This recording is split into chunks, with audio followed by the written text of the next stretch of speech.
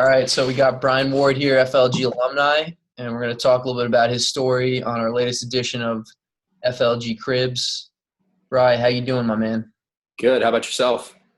Doing good, doing good. You want to just give a quick rundown about kind of like your story about how you ended up at Ohio State and your recruiting experience? Yeah, so my sophomore year, I started getting recruited by Ohio State. I think Coach Myers saw me play my county championship in against Mount Sinai. And I went out with my first visit with Alan, actually. It was summer going into junior year. And then we both loved the school, and I think we ended up committing 2 months after that. So Cool. What did you remember about kind of like your recruiting trip, and what are like some things that made Ohio State appealing for you guys?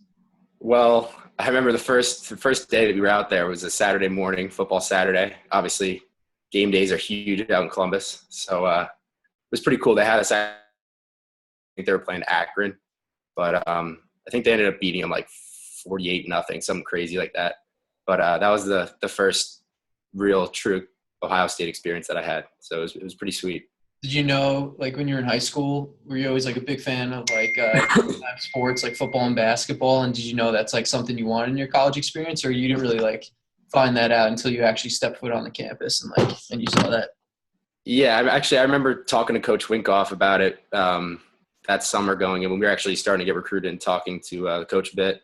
I really didn't know anything about Ohio State. I knew obviously from the football program and how big the athletic department was. But our Columbus, Ohio, I thought cornfields and country and whatnot. But coming out here and seeing the actual city itself and how big the university is and how cool it was out here, it was really a eye-opening experience. It was pretty sweet. Was that like your first taste of like a big-time school or big-time university at Ohio State? Yeah, I went to Penn State a couple weekends before that, I remember. But it was during the summer, so not very many people were there. It was kind of a quiet period for the campus, and then coming out here on a football Saturday, it was a big game changer. It was pretty cool. Cool, man. And do you want to kind of take me and some of the viewers through what your experience was like the first couple of years at Ohio State, and I guess talk about how things are right now and what kind of like you're up to both in the classroom and then athletically? Yeah, so basically what happened athletically, I was a member of the team my first 3 years, and then I ended up getting hurt pretty much almost every year besides really my sophomore year. I played a bit my sophomore year, but freshman year I injured my foot. I had to get foot surgery, and I twisted my ankle pretty badly. I was out for a month with that. And then my sophomore year I was pretty healthy for the most part, and then this past year I ended up banging my shoulders up a little bit. I dislocated my right one 3 times and my left one twice, so I ended up needing to get surgery for that. But so I'm not really a member of the team anymore. I'm still close to all the guys and the coaches and everything, but I'm not on the roster. So academically, I think I was kind of undecided. I didn't really know what I wanted to do. I was interested in studying something with business, some sort of either whether that was accounting, finance, or marketing or something like that. But it wasn't until last fall, when I decided on majoring in consumer sciences and financial services. So I've been kind of cramming to get all my classes done with my major over the past year and a half. I'm on track to graduate right now. I'm taking 19 credits. So I have a pretty decently sized course load right now, but it's going well. Cool. I just want to go back a little bit and talk about not having that many injuries, especially the fact that it wasn't just like, you had a sprained ankle, or, it's not like you broke your pinky toe. Yeah. You went through some serious injuries. Like what kind of got you through that each and every time? And then take us through the process of being like, hey, I feel as though my body is at a point and mentally I'm at a point where I don't know if it's worth it to keep playing lacrosse. Yeah. Obviously it was a little disheartening getting hurt every year, but I think one thing that was a huge help was definitely our athletic training staff was awesome. They were really cool about setting up plans for me to get back onto the field and back practicing and healthy, which was a huge help. And then obviously there were a couple other guys on the team that were going through stuff that was similar to what I was going. I don't know if you know who Gordy Kerber was. He was a really good player here. He ended up getting hurt with a bunch of concussions, so he was kind of going through something similar. Guy on the team right now who ended up tearing his ACL twice, Tyler Pfister, was going through something similar. So those are really good guys to lean up on. They were really helpful with that whole process. But I think after this past summer, when I dislocated my shoulder another 2 times, that was when I kind of knew that my body wasn't going to hold up for a full another Division I lacrosse season. But the coaching staff was really cool about it. Coach Myers, I came here in August and met with him in his office. We spoke for like an hour and a half about it. But I think the big thing was the athletic training staff was really cool about kind of putting a plan in place for me to get back healthy. And they actually offered to pay for my surgery. I opted out of it, and I wanted to kind of do it back home when I finished up my senior year. But they offered to pay for my surgery and kind of create a plan for me to get back fully healthy. So it was pretty cool. That's great. It's helpful. A lot of mentors and, you know, club directors and coaches always tell their athletes, like, hey, it's important that you pick the school for the school because you never know, you might get injured, such as yourself, and, you know, you may not have lacrosse with you. Now, I guess my question for you is, you know, are you happy with your decision to go to Ohio State? And my second question is, you know, what are some things that you're doing around campus now to take advantage of the school itself away from maybe lacrosse? Yeah, I think definitely it's been a big change, obviously. But I think not playing lacrosse and not having that everyday schedule of that 3 to 4 hour block of practice time has been it's definitely been a big change. I've definitely adjusted to it my first semester in the fall.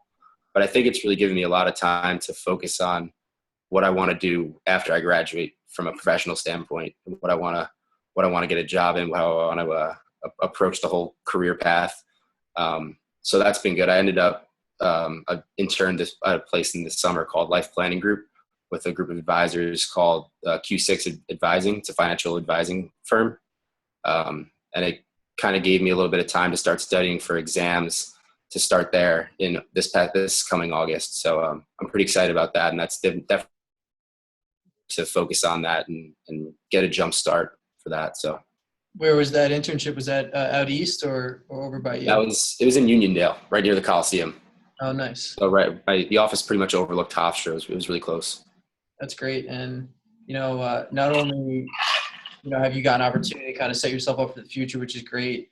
Like, what are some other things that maybe you're doing around campus that maybe you wouldn't have time to do if you were playing lacrosse? Like, maybe are you part of any clubs? Are you maybe supporting other sports teams on campus? You know, are you doing, you know, more stuff in the library just because you got more time to study? You know, what's your lifestyle like there?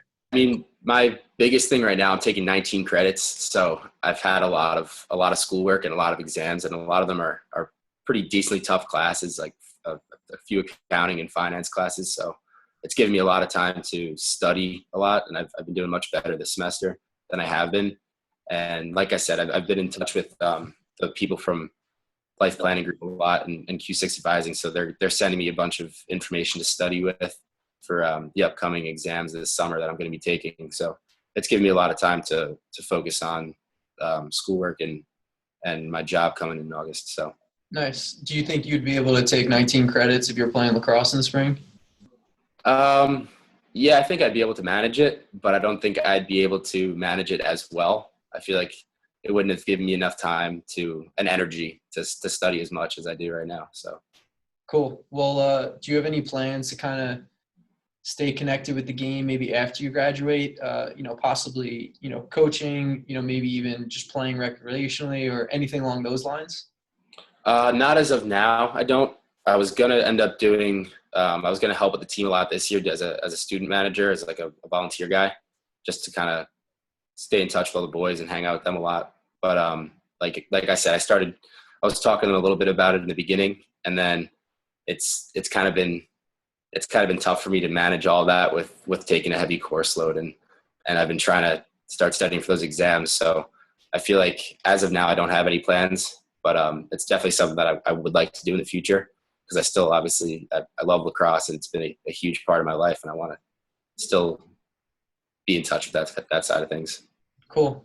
If there's a bunch of kids, in our program and guys that come to some of our events that are going through the recruiting process. What's like one takeaway that you want to give to them, or one piece of advice in terms of helping them through that recruiting process? I would say weigh all your options and take your time with it. There's no need to rush or just because a lot of your friends are committing to a school, or you see your best friend just committed to a big D1 school. I think you just got to weigh your options and really take a step back and realize what your best fit is going to be. Because I know you see some guys that go to some schools that are maybe a little bit harder for them academically, or some schools that are, or some Division I schools that, like I didn't really get a lot of playing time my first 3 or at all really. But I think that taking a step back and realize what your best fit's going to be is definitely the key to getting a good school or attending a good school. Cool. Well, I appreciate the advice, Brian. I appreciate you sharing your story. I mean, it's a really unique experience that you went through, and it's something that, it's pretty tough to deal with. And I think the way like you responded to adversity, we're really proud of you over here at FLG, and I'm sure your parents are too. And I wish you continued success You there? as you graduate and move on to the real world, man.